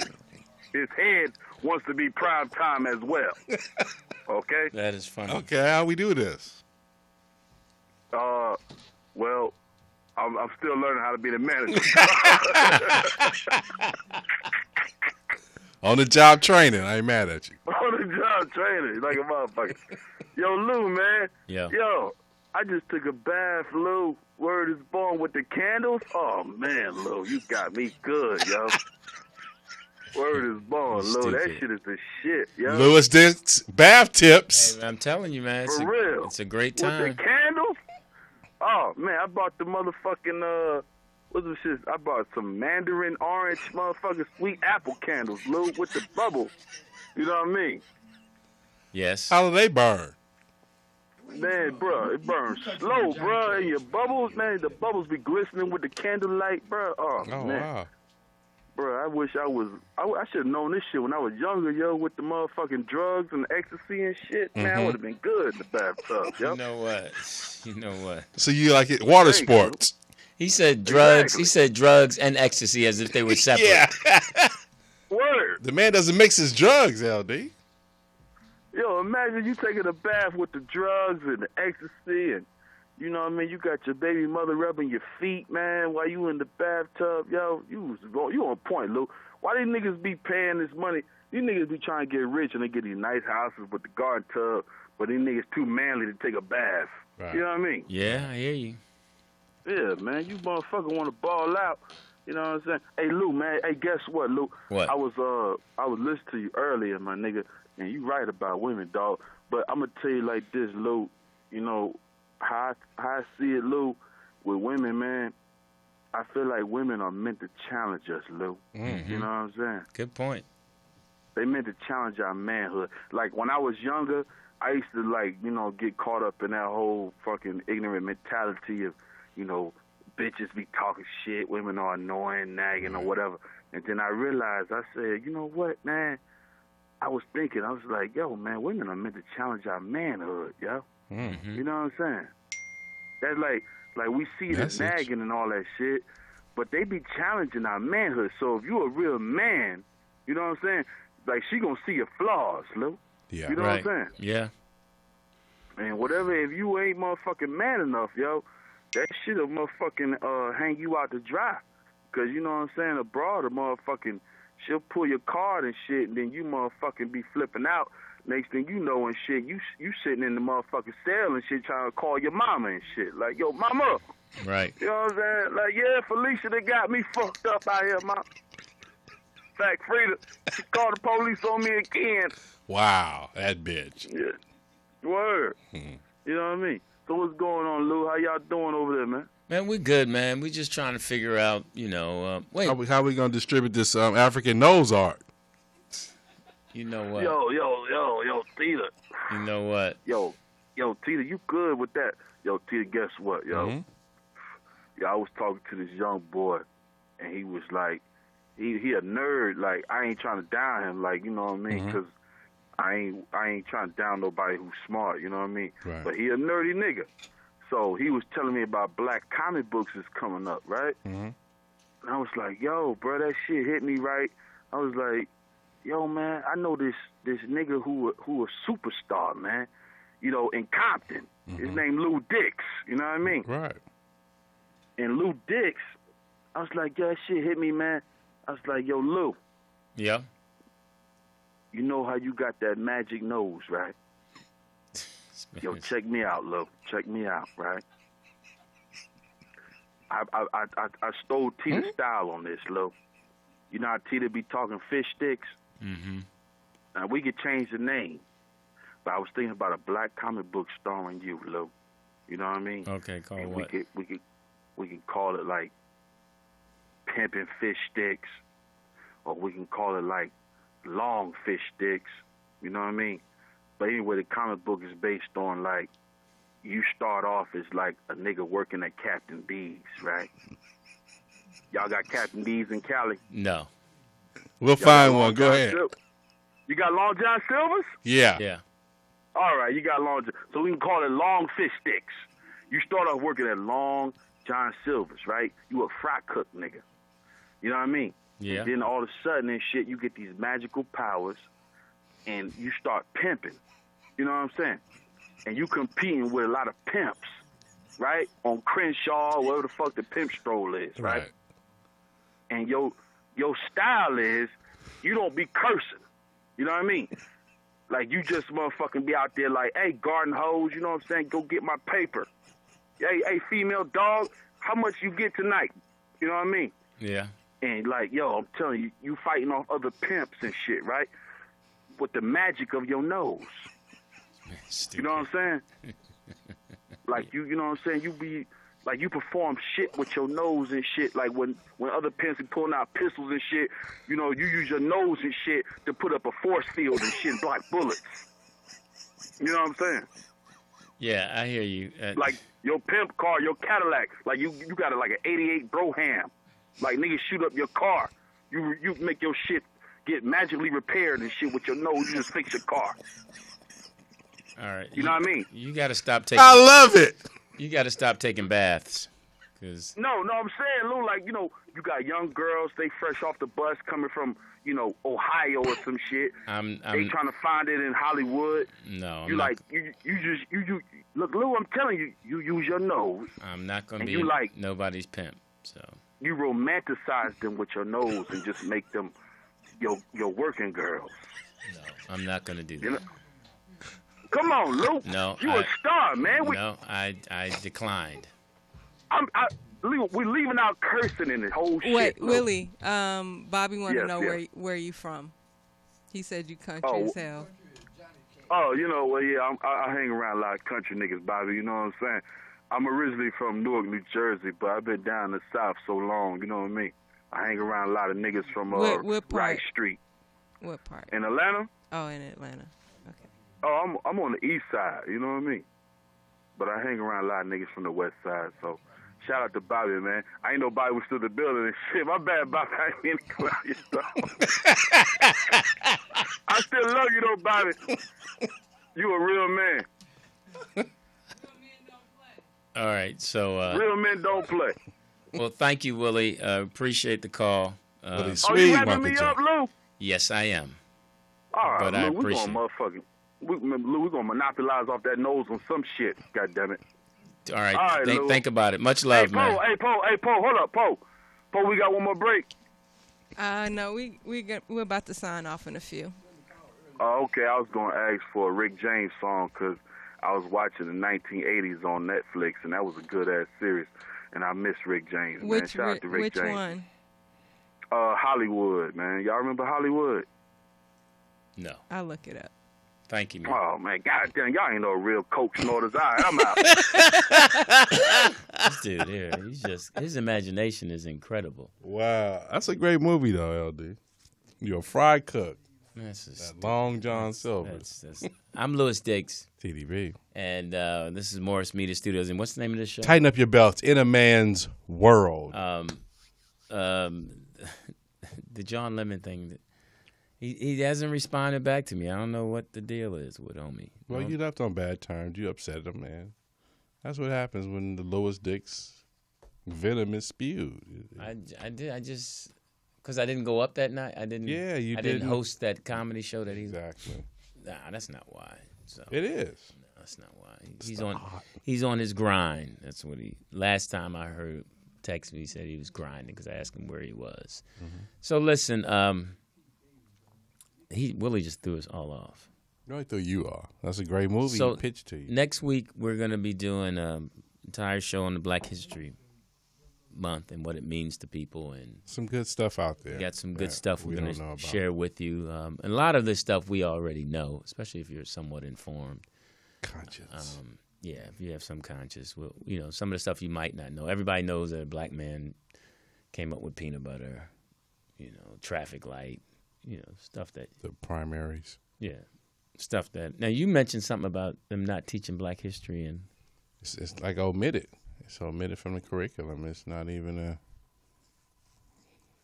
It's not even talked about. It's a lot of, and it's funny because a lot of our beginning of our Black history education came within the home. correct. Our aunts, our uncles, our grandparents. We actually shared dialogue with them. Mm-hmm. Which now, you got kids actually texting their grandparents. I mean, it's just, excuse me, there's nothing like real conversations. I don't like when my kids text me. I don't allow them to text on birthdays and holidays. You got to call me and talk to me. Okay. And when they need something, they'll call you. All the parents know that. Well, it's a need to communicate level. Hey, how you doing, Dad? In the text versus, I need my hair done, Dad. You need to hear me when I say that. I don't want the text to be Right. misconstrued. Yeah, I don't know what hair, who, yeah. Right. That's a good point. That's a good point. So I'm going to get on my B12s, see what happens that week. You'll get the shot?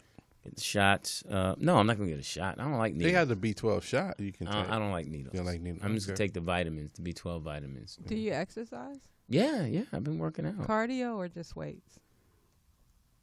No, weights and cardio. I got to run more. I don't like running. Salad.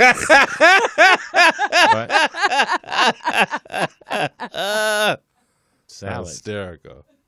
What is that? I didn't get that. Somebody needs to get his shape. This one story. Guy was a personal trainer. The young lady, she was, overweight. And we all in a little surrounding. And she was like, well, what can I do so I can get healthy and get on my program? Like, what should I eat? So he took out a blank piece of paper. She said, oh, you going to write out a diet for me? He said, yeah. And he just handed the paper. He said, ain't nothing on it. He said, yeah, don't eat nothing. Salad. That's funny. Yeah, some people are just Glutton? yeah. It's funny. I saw something the other day. I saw What you see, a LD? big girl sitting down trying to eat small. She was big, but she kept trying to eat little pieces. Portions? Yeah, and I'm like, girl, put that whole thing in your mouth. It was obvious. That's how she No, eats. it's not how she eats because she wouldn't have gotten that big.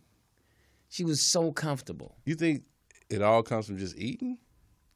Laziness. I mean, big people now are just way too, especially women, way too big. Can you sometimes tell whether it's genetics or bad eating?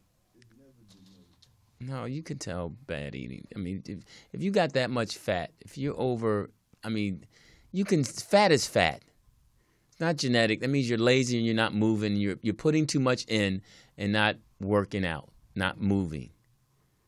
Not moving. Nobody should be there. Everybody can look at somebody and say, okay, they're fat. Because there's somebody in my family, they're in their young 20s and they're already having issues. They don't exercise and I'm like, you're too young to be having I know, and that's the those thing. kind of issues. And that's the thing that gets me. These people are so young, and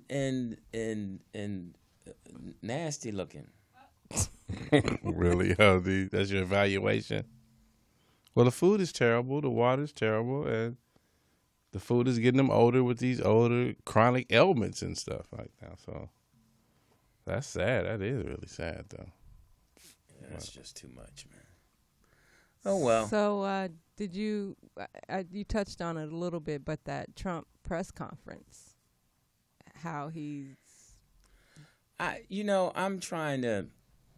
I'm trying not to pay attention to it because I was a big, I used to watch Fox News, CNN. I used to really pay attention to that stuff. Yeah, he was going and hard. after the election, it just got like there was the guy, I forgot his name. He's on CNN, and he was mad because the girl touched him, and everything is becoming so personal. Oh yeah, I heard about that. Yeah, and he's I forgot his name, but he got a little with him, so. It's just, it's too messy. It's too like Trump is ignorant. We know that. I mean, when he called the woman out, and she was asking about the CBC, with the Black Caucus, and he really didn't know what that was, and that's why she followed up. I don't know how he did not know who that was. Aren't they a big part of? Well, she did the acting CBC, so he didn't get it right. Right, but he got of course he got. And then he asked her. Yeah, I'd love to meet him. Do you know him? You call him up. Set the meeting up. Like all Do you black think people. he was joking? No, that's just who he is. He's smart enough to throw it back on you to make you stumble. Because one, he's the president. What did you feel of him telling people to sit down and be quiet? Well, that's the new rudeness. It's kind of like somebody said, he was like it was like watching one of Rodney Dangerfield's act. I don't get no respect there.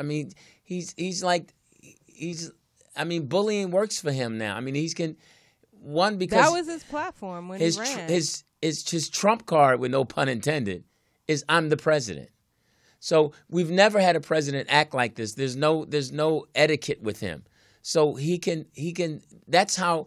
If you notice how rich white people are, not all of them, but the majority of rich white people are like that. They tell you where to sit when you go to dinner. They tell you that, and their subtext is that I'm richer than you, stronger than you, more powerful than you, then chill out. You don't get that right I conduct the conversation here. I'm entitled. I tell you. It's a dictatorship. Yeah, and that's just how it is. And even white America is thrown off about it because it's like, wow, he's being like my uncle, my rich uncle. Black people are used to, we're like, okay, we say, this is what we say about all of it. They tripping. And then we go home. They trip. The white people are tripping because they're like, he's like my rich uncle that I don't go visit. But I hope when he dies, he leaves me something. Right. So they're really. That's the level of the commitment. Right. So they're really, if he invites them to dinner, they have to go because they don't know what's going to be in the will.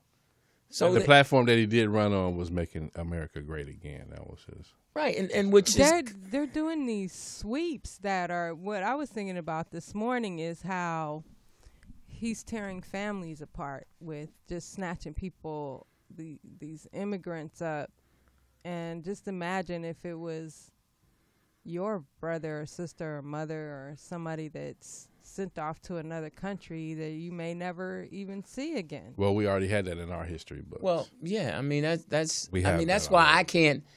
It's nothing new. It's something like you would say. TDP would say that's been going on for years. Right. That's nothing new. He would say that, and my muse would say that. That now it's just being documented. Now they're just saying it out loud. Right. I heard they have having checkpoints, like they have the DUI checkpoints. Well, now. they've been doing that for. Now it's just coming out. Third Reich. If you talk, I'm sure if you had some serious conversation with some Mexicans or some other foreigners, they would tell you how often this happens. They would tell you if they go to the bank and they try to send $10,000 to their family, how they're now on a watch list. Correct. And then I was thinking, how many rich white people are going to harbor their immigrants? Are they going to give them a place to hide out when all this boils over? But they not. That's what I'm saying. They'll just get some ICE new ones. is not going to go into the rich white person's house. They're safe. Right. They're gonna. It's like what's happening in this community, like Clay was Bobby was saying. In this community now, they're building up around this area now.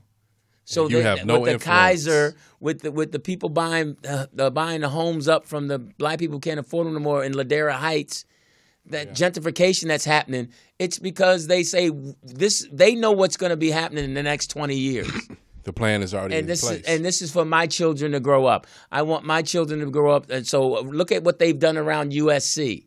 Yeah. All that's coming up. All that's being built from USC all the way up to the to where the new stadium's going to be. Didn't they tear down the projects? What was it? Not Jordan Downs. They tore down. Which one? Yeah, so what they're doing is setting up for their children's children to have these lives and be able to go through LA. This is a prime location. This is like central. Right. So I mean, same thing in New York. You look at all the major cities. Harlem. Yeah, how they're saying, okay, this is what works for us now.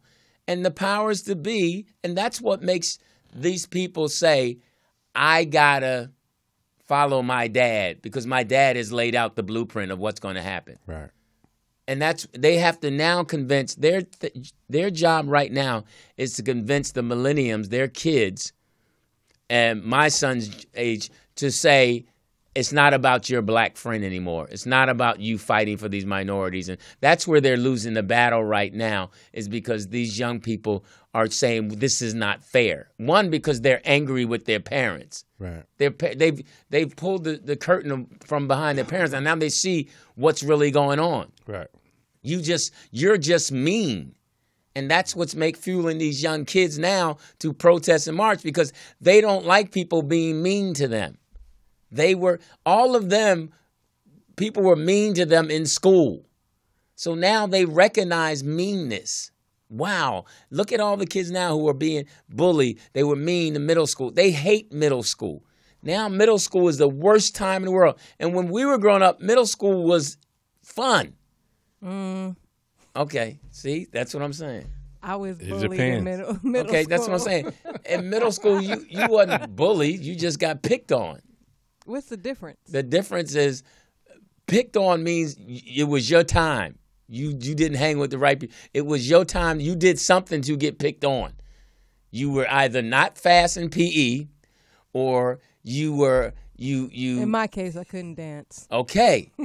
But you tried but here's the thing. You tried to hang with people who could dance, right? Yeah. That's why you got picked on. If your behind had stayed away from people who could dance and just watch them dance, hanging out with Big Butt Brenda, you wouldn't have been picked on. Well, I know that you were a dancer. Oh, you went all the way there for that one, huh? Did you hang around with people that didn't dance? I wasn't. Excuse me, guys. I'm about to kick my leg. I was an athlete, and the dancing came in college. But by then, I'd already established myself as an athlete, so I wasn't going to get picked on. I recognized my buddies. It was an inner circle. Did you ever get picked on about anything? Yeah, my nose. We got teased. But here's the thing. I knew my nose was big. It wasn't a revelation that, wow, my nose is big, I should feel bad. No, it was big, but I knew the other qualities that I had. I had two parents that loved me. I knew I had some good friends that loved me. Fat Paul was fat. Peanut had a peanut head. I had a big nose. Fred fell asleep early and had old parents. What about Boogie? Boogie had a boogie nose. His nose was bigger than mine. Oh, wow. But Boogie could Inconceivable. fight. But Boogie could fight. Boogie was a boxer. Okay. So you didn't tease Boogie. Mm-hmm. So he handled that part. So now what happens is if a kid grows up with a nose like mine, he thinks it's okay not to be teased, that it's normal. No, it's not. You need to deal with it and understand that my nose is big, and when they laugh, you come up with a funnier joke, and you move on and realize that, okay, that's not bullying. I'm okay. Right, it's a joke. That's how a lot of get your nicknames and stuff. Right, like but that, now it's everybody thinks they're entitled to be treated like the fine girl at school. Yeah. She's the fine girl. You're the chubby girl. Learn to dance. Most of the chubby girls had personality. Yeah. So you like Brenda. Brenda's cool. Big butt. Yeah, Brenda's fat, but Brenda's cool. It was only the fine girl was going to be maybe the handsome guy that got with her, or she went out with the guy that had a nice car. Yeah. Then it was the tall girl who was taller than everybody. Mm-hmm. But hey, she could reach stuff for you. Could you get that for me? But we all knew what we were about. These kids now, and even adults, act like it's foreign to them that that's not what you look like. Right. Look at all the Facebook pictures of how many people think they look good. Where's my filter? Yeah, I mean, these people think these people will Everybody ask lives to a you, fucking filter. They now. will ask you, which one should I wear? Which one looks good? Neither one of them. You don't. People, they taking a selfie. I saw one picture of girls like sexy selfie day. She was ugly as dirt. What? But okay, I'm sorry. Is dirt ugly? Hey, I've never seen dirt and went, yuck. You're ugly. but I'm just saying, she should have. What are you saying, Lewis? She was. I mean, it's just fantasy. You know what I trip off of is a lot of guys that take selfies. I think when men do that, men have crossed into the land of La La Land where we just crossed into the land. Yeah, of La La Land where we're there's no fences over here. We're just so emotional right now and so all on the wrong side that we like the white boys are really gone with the whole hair thing and the poof thing. They're just like girls now. They're and the just metrosexual thing, yeah. And then the black men, of course, always think that we just want to be women. We just because we don't want the responsibility of being men. Yeah. That's basically why we're doing things that women do. We're running around with skinny jeans. We're running around with outfits. You never wore the same outfit as your buddy wore. Because men in the hot tub together. Come on. Certain things you just didn't do, but society, especially what black men have to understand, the European society, correct, is trying to get us to mainstream so much that it takes away the masculinity. It takes away the fear. It's intimidating. Right. So now if they can dress us down, take away that Put stroll. Us in dresses on TV. Take that stroll away from us. That it hurts us in our relationship with our women. It doesn't have or doesn't help our son find their identity.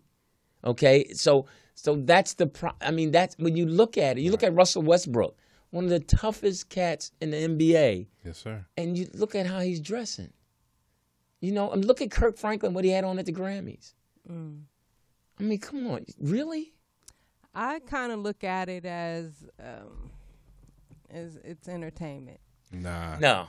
See, that's what I'm saying. That sends a message all around the world. That's what I'm saying. Yeah. That's not it's entertaining, but to the point of look at what he had on. Right. That wasn't. And plus Kirk Franklin's like hitting 50, and he's like in his. Beyonce had what she had on.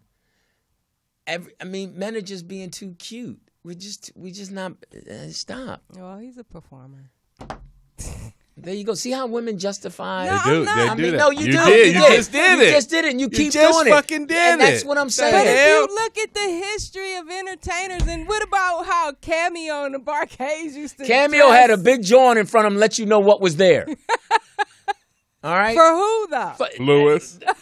No, for the women. Word they up. wore those tight jumpsuits. That was tight the 70s. pants.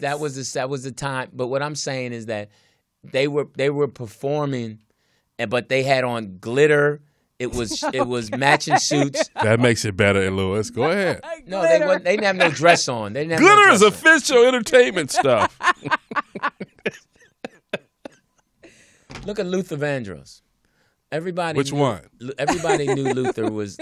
Everybody that knew Skinny Luther, Big Luther. knew Luther was gay, and Luther. I didn't know that. Okay, until you told me. But because Luther was masculine in his singing, his portrayal. Yes, sir. His jackets were glittery, but he was portraying love.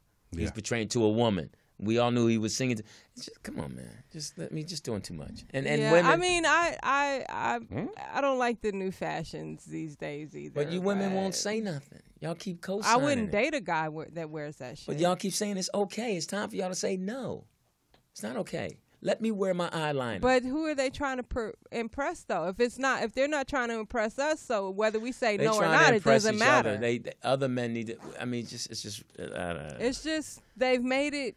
I think kind of with this whole agenda that they've like kind of force fed us with it, and like I was seeing years ago how like even though West Hollywood is a gay community, kids and families drive down Santa Monica and you're seeing billboards with two men kissing and no tops on, and You know, and I that's just felt like, okay, but as heterosexuals, do we? Well, I guess we do kind of do the same thing. That's okay. Oh, you thought about it, huh? Yeah, I thought about it. That's We do okay, see but men you know, and it's women, little things that you can do to help your young son maintain his masculinity and certain things that he can do. Open the door for your sister. You let your sister and mom sit down first.